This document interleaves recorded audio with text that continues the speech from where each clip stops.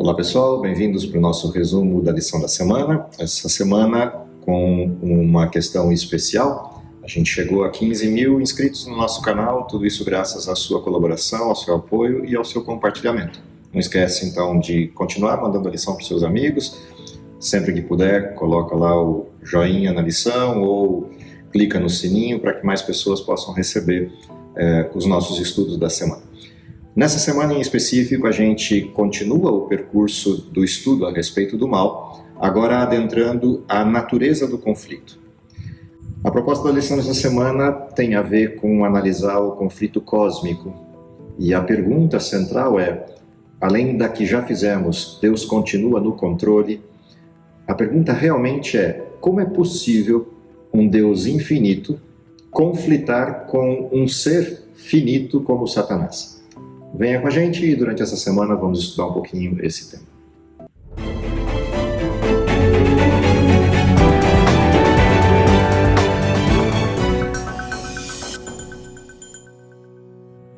Olá pessoal, vamos ao nosso resumo da lição da semana. Essa semana estudando o conflito cósmico, a luta eterna na mente de alguns, finita na mente de outros, do bem contra o mal. Na lição específica dessa semana, a gente tem algumas perguntas que vão permear o estudo. Uma delas é, estamos realmente em guerra? E se estamos em guerra, qual é o impacto dessa guerra sobre nós? Qual é o nosso papel neste conflito? E como esse conflito tem afetado o universo? Durante o percurso proposto pelo autor no estudo dessa semana, a gente tem alguns temas interessantes de revisão da história da origem do mal, da história da origem do pecado, dando continuidade ao que estávamos vendo na lição da semana passada, analisando a questão, a problemática do mal. Quando a gente pensa nessa questão do mal, um dos elementos importantes da gente prestar atenção é quais são as intenções por trás dessa guerra, quais são os elementos que sustentam esse conflito e qual é a natureza deste conflito cósmico. E a grande pergunta, ele é cósmico ou ele é restrito a esse ambiente em que estamos, chamado Terra? A lição introduz com um verso que está lá na origem de todo esse problema. O verso é Gênesis 3, capítulo 3, o verso 15, e diz assim: porém, inimizade entre você e a mulher, entre a sua descendência e o descendente dela. Este lhe ferirá a cabeça e tu lhe ferirás o calcanhar, ou você lhe ferirá o calcanhar. Dado que esse é o texto introdutório, a gente já tem como pano de fundo algumas questões importantes. Quem são os personagens desse conflito?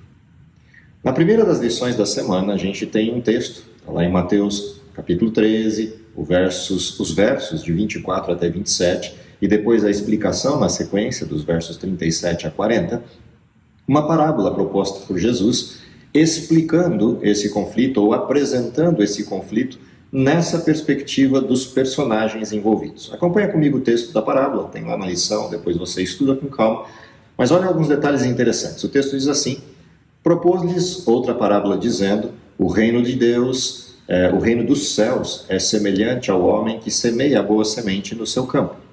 Mas dormindo os homens, veio o seu inimigo e semeou o joio no meio do trigo e retirou-se. E quando a erva cresceu e frutificou, apareceu também o joio.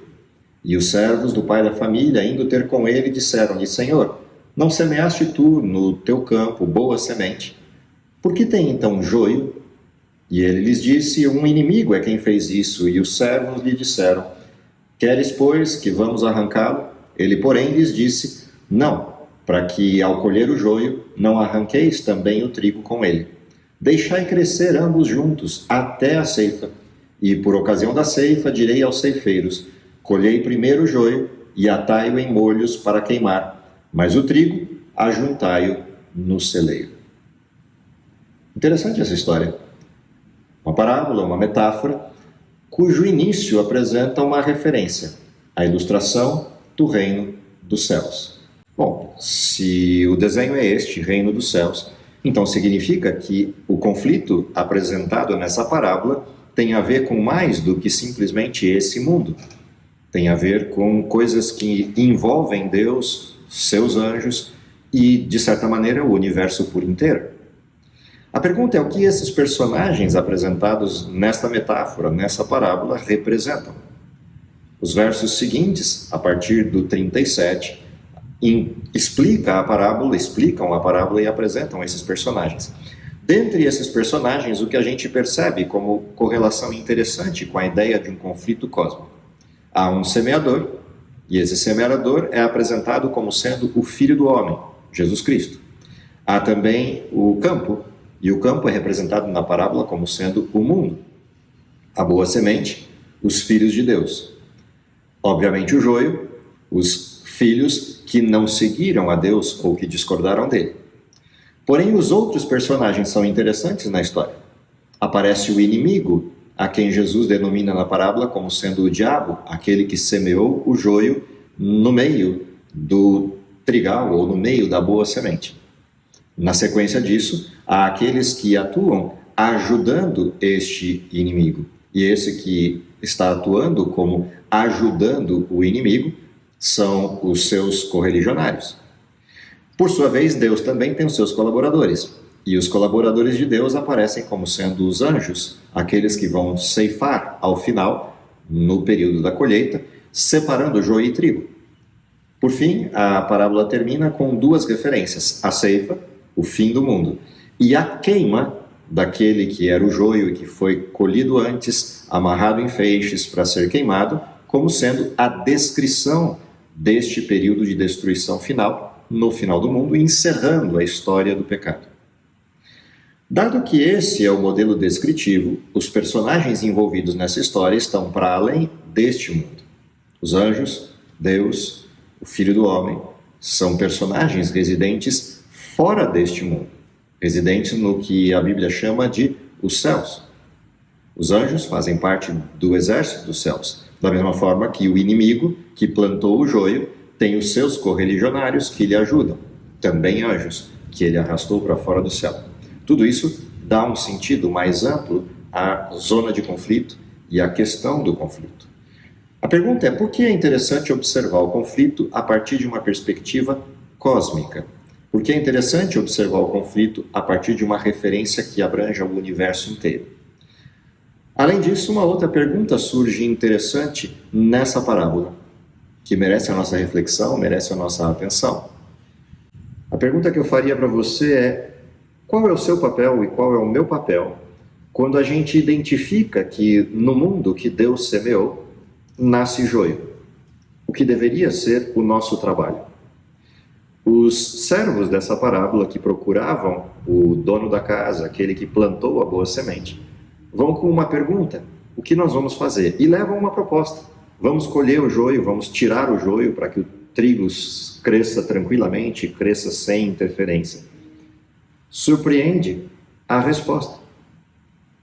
A resposta dada nesse conflito é a de que você tem um outro desenho acontecendo que não é visível para os servos. Se arrancar o joio antes da hora, o trigo vai junto, ou algumas partes do trigo irão juntas. Então o dono faz uma proposta: deixe que cresçam juntos. E eu volto à pergunta: qual é a sua missão e qual é a minha? A sua missão e a minha não tem a ver com cuidar do joio, nem com arrancar o joio. A sua missão e a minha tem a ver com cuidar da lavoura, onde trigo e joio crescem juntos. Parece estranho isso, uma vez que a gente sonha com a ideia do final, do término do mal. Mas até que chegue o momento em que o trigo esteja maduro para a colheita, parte do joio, e isso não está na parábola, mas está no restante do texto bíblico quando a gente analisa o projeto de salvação de Deus, parte daquele joio pode ser confundido com trigo e parte do trigo pode ser confundido com joio. Somente quando ambos estiverem maduros é que a gente consegue saber quem realmente é joio e quem realmente é trigo. O que significa que talvez alguns dos que a gente olhe e pense que são joio, na realidade são trigo em formação. E outros que a gente tem certeza que vão dar bom trigo, na realidade são joio disfarçados. Por isso é necessário esperar a maturação. E até que isso aconteça, nosso papel não é a separação de joio e trigo, mas é a verificação da seara, cuidar da lavoura. Esse é o nosso trabalho, essa é a nossa missão. Dado que esse é o desenho, o próximo processo da lição tem a ver com a origem desse conflito. O conflito tem duas instâncias, uma terrestre e uma cósmica. O conflito tem uma origem na Terra, como também se pressupõe tem uma origem cósmica. A origem terrena do conflito a gente enxerga em Gênesis capítulo 1, 2 e 3. Principalmente o capítulo 3 descreve o começo de toda essa história conflituosa entre o bem e o mal neste mundo que foi criado por Deus de forma perfeita. Quais são as estratégias presentes nesse capítulo 3 de Gênesis, na apresentação, principalmente nos primeiros versos, do processo do pecado? Como é que Satanás conseguiu convencer um mundo perfeito a se distanciar de Deus? Alguns elementos importantes nessa estratégia devem ser motivo da nossa atenção nessa semana. Quando formos ler o capítulo 3 de Gênesis, é importante lembrar desses referenciais. Primeiro, Satanás instala no seu processo de diálogo inicial, dissimulando sua condição a partir de uma serpente, ele instala uma dúvida inocente no processo. Ou seja, ele se apresenta como alguém que parece que quer entender as coisas e faz uma pergunta a Eva: foi assim que Deus disse? E nessa pergunta ele faz uma inversão da verdade, colocando na boca de Deus algo que Deus não disse. Óbvio que quando ele fez isso, Eva foi chamada ao diálogo, foi provocada ao diálogo para sair na defesa de Deus. E esse é o seu principal erro, porque quem conta um conto, diz o ditado, aumenta um ponto. E na resposta de Eva a gente percebe esse deslize. Eva acrescenta um elemento que Deus não disse, o elemento de que não é permitido tocar naquela árvore ou tocar nos frutos dela.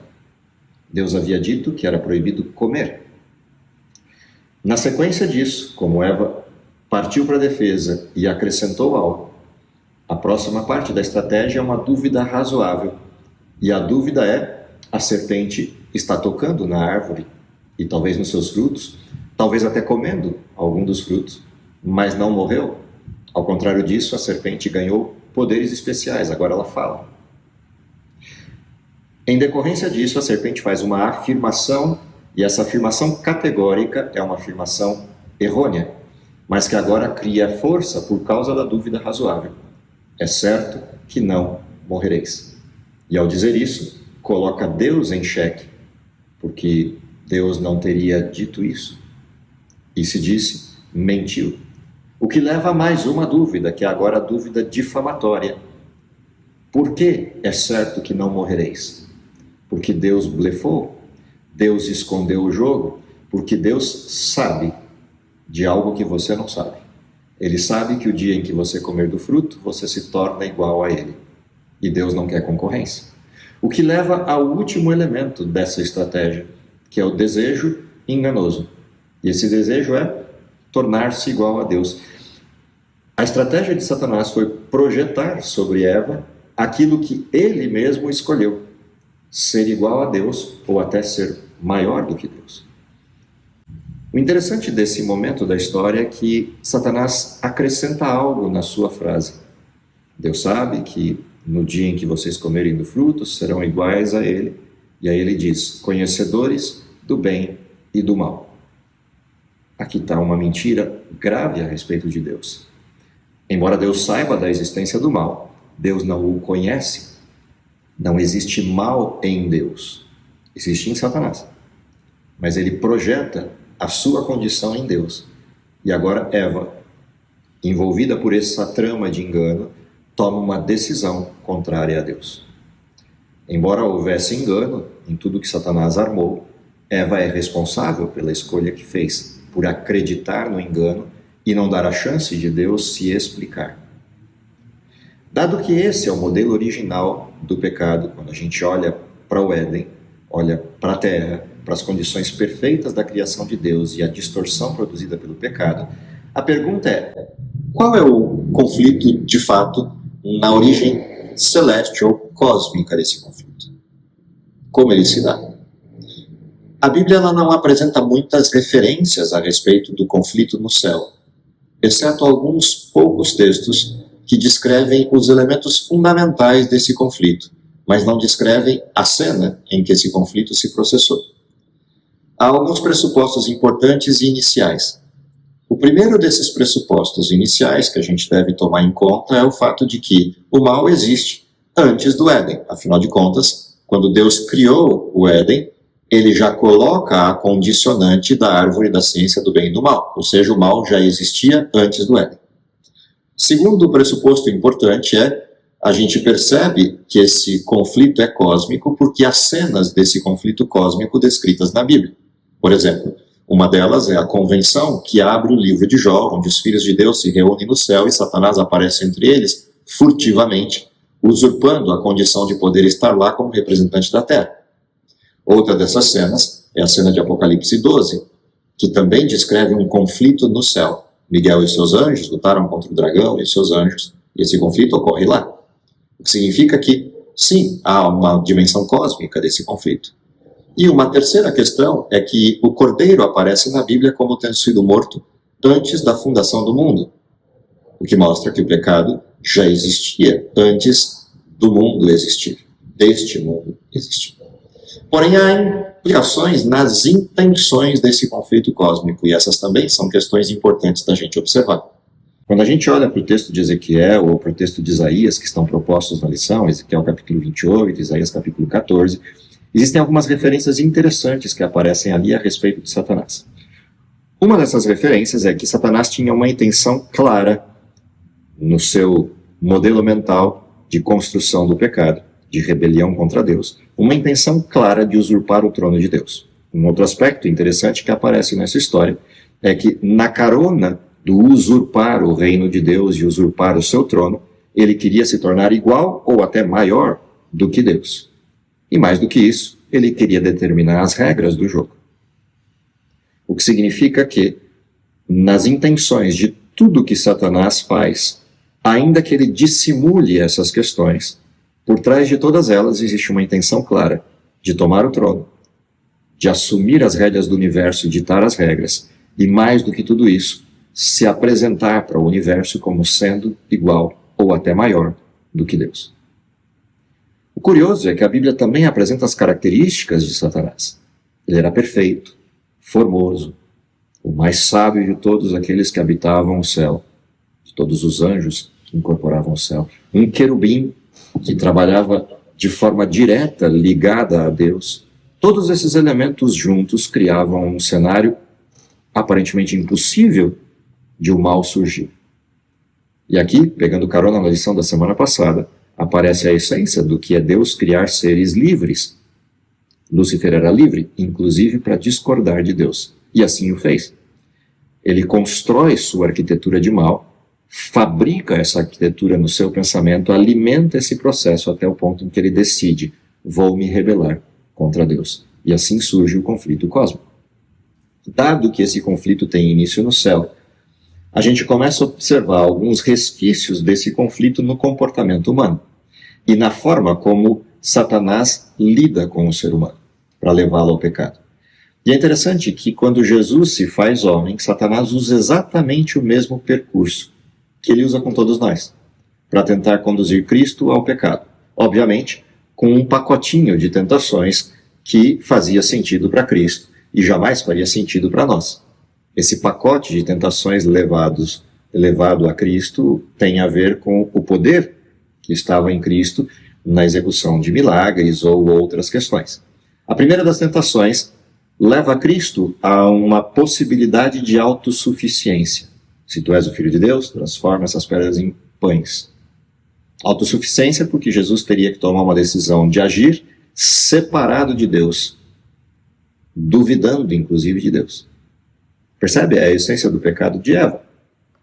Na sequência, a presunção. Te atira daqui para baixo, no alto do pináculo do templo, o pátio do templo cheio de pessoas. Já imaginou a cena? Jesus se jogando do alto do pináculo do templo e as pessoas vendo os anjos chegarem e protegendo Jesus e descendo Jesus suavemente até o meio da multidão. Era o ambiente perfeito para iniciar o ministério e propagar a mensagem de salvação. Porém, a presunção embutida no fato de que Jesus dependia da fé, porque ele se fez carne, portanto era igual a nós nesse sentido de dependência de Deus. Presumir que ele pudesse dar ordem aos anjos separado do Pai é exatamente o que às vezes Satanás faz conosco, no sentido de usar inadequadamente a fé. O terceiro elemento é buscar o caminho mais fácil. E a proposta de Satanás é: tudo isso te entrego se prostrado me adorares. E aqui dois elementos aparecem juntos: a adoração e, num outro contexto, a questão de buscar o caminho mais fácil. Ou seja, para que passar por todo o período do ministério, enfrentar todas as dificuldades, se eu posso resolver a conta aqui e te entregar o mundo de volta? Basta você reconhecer que o mundo é meu. Ou seja, a tentação aqui, além de buscar o caminho mais fácil, é a de levar Jesus a reconhecer que Satanás estava certo e que o mundo pertencia a Satanás. Bom, qual é a realidade de tudo isso? A realidade caprichosa é que Jesus vira para os seus ouvintes em outro contexto e diz: o diabo nada tem em mim. Por mais que Satanás tenha buscado formas as mais variadas para encontrar um jeito de levar ou seduzir Cristo ao mal, nunca conseguiu. E Jesus podia dizer de forma tranquila: o diabo nada tem em mim. Aqui eu abro um hiato importante. Diferente de Jesus, nós não podemos dizer isso. Todos pecaram, destituídos estão da glória de Deus. Temos em nós uma natureza pecaminosa que nos leva a uma condição de não poder dizer isso. Graças à vitória de Cristo, podemos dizer outra coisa: em Cristo, posso todas as coisas. Dado que é assim, esse conflito cósmico tem uma natureza. Ele acontece a partir de um escopo. E aqui, a junção de Gênesis 3,15 com Apocalipse 12 são igualmente interessantes de se observar. Quando a gente olha para Gênesis 3,15, a promessa feita ali: porém inimizade entre ti e a mulher, entre a tua descendência e o descendente dela, este te ferirá a cabeça e tu lhe ferirás o calcanhar. Esse texto, aparentemente deslocado da cena principal de Gênesis 3, tem uma íntima relação com Apocalipse 12. Afinal de contas, os personagens desse texto de Gênesis 3,15 estão presentes em Apocalipse 12. A mulher, em Apocalipse 12, representando os filhos de Deus, o povo de Deus. O dragão, representado em Apocalipse 12, e que é referenciado lá nos versos 7 em diante como sendo a antiga serpente, chamada Diabo e Satanás, o sedutor de todos os homens. As estrelas do céu, lá em Apocalipse capítulo 12, representada aqui pela descendência da serpente, os anjos e os que servem a Satanás, os filhos das trevas, sejam na forma dos anjos, ou seja, nos homens que se distanciam de Deus e passam a ser instrumentos de Satanás neste mundo. Mas mais do que isso, aparece uma guerra. A guerra entre Satanás e Cristo. A primeira parte dessa guerra, Satanás tenta destruir a Cristo quando ele se fez homem e habitou entre nós. A segunda parte dessa guerra se dá na descrição do conflito celeste, do conflito cósmico. Houve batalha no céu, Miguel e seus anjos lutaram contra o dragão e seus anjos, e já não se acha mais lugar, nem para o dragão e nem para os seus anjos no céu. E aí vem uma exclamação: ai da terra e do mar, porque o diabo desceu até vós, sabendo que pouco tempo lhe resta. Essa expressão específica de que não há mais lugar para Satanás no céu, e uma expressão de advertência: ai da terra e do mar, o diabo desceu até vós, mostra a natureza central desse conflito. Se você prestar atenção na essência do conflito, existem dois elementos em jogo ali. O primeiro deles é uma acusação. Deus não é quem diz ser. Na natureza inicial do conflito terrestre, Satanás propõe que Deus mentiu, que Deus blefou, que Deus escondeu o jogo, não querendo concorrência. E faz uma acusação a Deus, uma explícita e uma velada. A acusação explícita é: Deus mentiu. A acusação velada é: ele rege o universo com tirania. Ele rege o universo numa condição leviana, numa condição de manipulação. Portanto, o caráter de Deus está no centro da natureza do conflito. Porque Deus não agiu imediatamente contra o mal. porque há algo a ser resolvido. E esse algo a ser resolvido tem, em parte, ligação conosco, mas uma parte significativa tem ligação com o universo inteiro. Para que o caráter de Deus saia ileso na mente de todas as criaturas de Deus, é necessário tempo para que se descortinem as verdadeiras intenções de Satanás. Tempo para que o universo perceba o que Satanás de fato queria. Tempo para que o próprio universo passe a desejar que o mal acabe, assim como o tempo para que esse mundo perceba que mal é mal mesmo. A segunda parte desse conflito tem a ver com o alvo dele. Em outras palavras, Satanás não deu um tiro à toa no caráter de Deus e não tem uma estratégia impensada ou acidental. O alvo desse conflito somos nós. O alvo desse conflito é você, sou eu. Se de um lado tem Satanás, usando todas as suas armas para retirar filhos de Deus debaixo da tutela de Deus, por outro lado tem Deus, que escolheu o maior de todos os preços, o seu próprio filho, para resgatar os seus filhos. Esse conflito de natureza cósmica nos leva a uma condição final de escolha. E aqui vem a parte essencial da lição dessa semana. A lição dessa semana tem uma proposta.